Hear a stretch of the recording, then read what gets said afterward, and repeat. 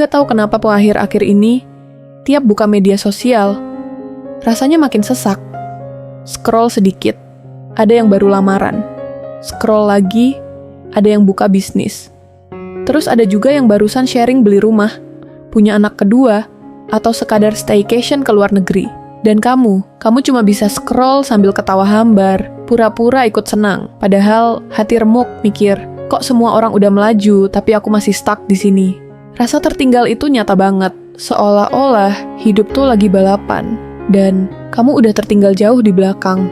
Padahal kamu juga berusaha, kamu juga capek, kamu juga pengen berhasil. Tapi entah kenapa, langkahmu kayak berat, kayak ada beban, gak kelihatan yang bikin kamu terus melambat.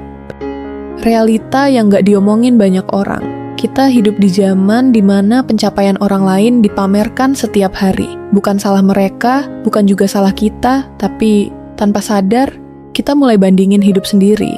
Mulai ngerasa gagal, mulai ngerasa, kok gue gak sekeren mereka? Padahal, gak ada satupun dari kita yang start dari garis yang sama. Tapi karena terlalu fokus sama jalan orang lain, kita jadi buta sama progres kecil kita sendiri. Kita lupa healing yang udah kita lalui, luka yang kita sembuhin sendiri, masalah hidup yang kita tahan diam-diam, perasaan gagal yang diam-diam menghancurkan. Kadang kita ngerasa gagal bukan karena kita nggak berjuang, tapi karena standar sukses yang kita lihat tiap hari udah berubah.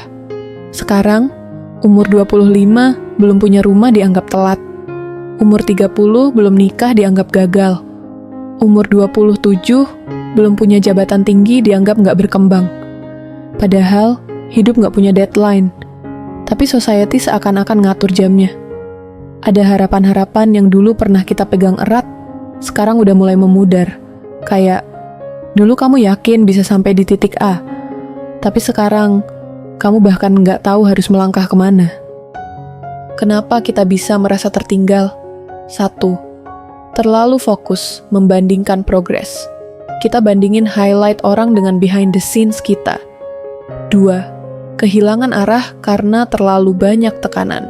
Beban ekspektasi bikin kita ragu untuk ngambil langkah. 3. Lelah tanpa jeda. Sibuk ngejar tapi nggak tahu kenapa. Hampa 4. Belum ketemu rumah, orang atau tujuan yang bikin hidup terasa bermakna. Kamu nggak manja. Kamu cuma lelah jadi kuat terus sendirian. Terjebak, tapi masih bisa bertumbuh. Kamu boleh banget merasa lelah. Kamu boleh merasa bingung dan ngerasa semua ini gak adil. Tapi jangan pernah lupa, stuck bukan berarti gagal. Diam bukan berarti berhenti. Kadang hidup ngasih jeda. Bukan buat nyerah, tapi buat napas. Kamu belum telat. Kamu gak kurang. Kamu hanya sedang belajar bertumbuh dengan cara yang gak semua orang tahu. Dan itu gak apa-apa. Lalu, apa yang harus kita lakukan saat merasa tertinggal dan sunyi? Kadang, perasaan tertinggal itu datang bukan karena kita benar-benar ketinggalan, tapi karena kita terlalu sibuk membandingkan hidup kita dengan orang lain. Kita melihat mereka berjalan cepat, seolah tahu arah dan punya pegangan, sementara kita masih mencari peta, masih berdiri di persimpangan yang tak pasti, dan di tengah rasa sunyi itu, kita mulai bertanya, aku ini salah jalan ya? Kapan ya? Aku nyampe di titik yang mereka sudah sampai. Apa aku terlalu lama diam di sini? Tenang. Pertanyaan-pertanyaan itu bukan tanda kamu gagal. Itu justru tanda kamu hidup. Karena kamu masih peduli, masih mencari, masih ingin maju. Tapi di tengah perasaan yang berat ini, penting banget buat kamu tahu, kamu gak harus terburu-buru. Kamu gak harus punya semua jawaban hari ini. Tapi kamu perlu mulai menjaga dirimu sendiri. Dan inilah beberapa hal yang bisa kamu lakukan. 1. Tahan diri untuk tidak membandingkan. Sadarilah bahwa setiap orang punya zona waktunya sendiri. Sosial media seringkali menampilkan versi terbaik dari kehidupan orang lain, tapi itu bukan realitas sepenuhnya. Kamu tidak tahu perjuangan mereka di balik layar. Alihkan fokus dari kenapa aku belum seperti mereka menjadi apa hal kecil yang bisa kulakukan hari ini untuk diriku sendiri? 2. Rawat diri, bukan sekadar produktivitas. Banyak dari kita yang merasa hanya bernilai saat sibuk, saat berkarya, saat ada hasil. Padahal, istirahat juga bentuk pencapaian.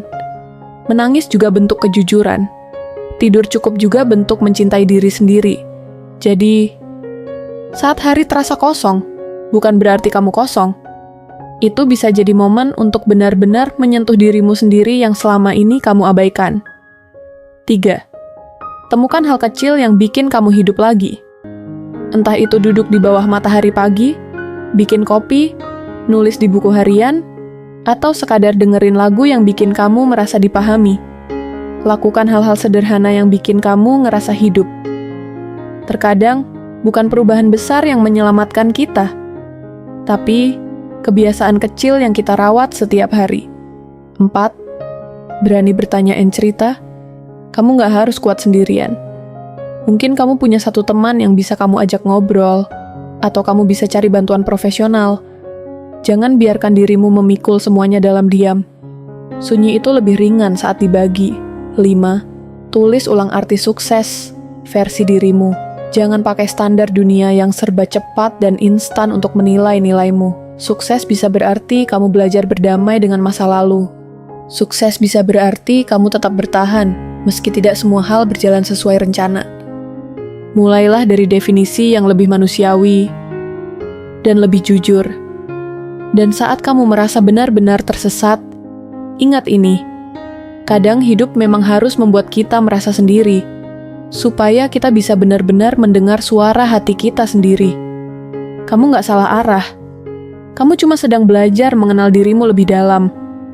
Jangan biarkan kecepatan orang lain mencuri damai dalam langkahmu. Kamu gak lambat. Kamu cuma lagi belajar lebih banyak. Semua orang punya waktunya masing-masing. Mungkin waktumu bukan sekarang, tapi itu bukan berarti kamu terlambat. Itu hanya berarti waktumu sedang disiapkan. Setiap bunga mekar di musimnya. Dan kamu juga begitu. Selama kamu masih mau melangkah, meski pelan, meski terseok, kamu sudah jauh lebih kuat dari yang kamu pikirkan.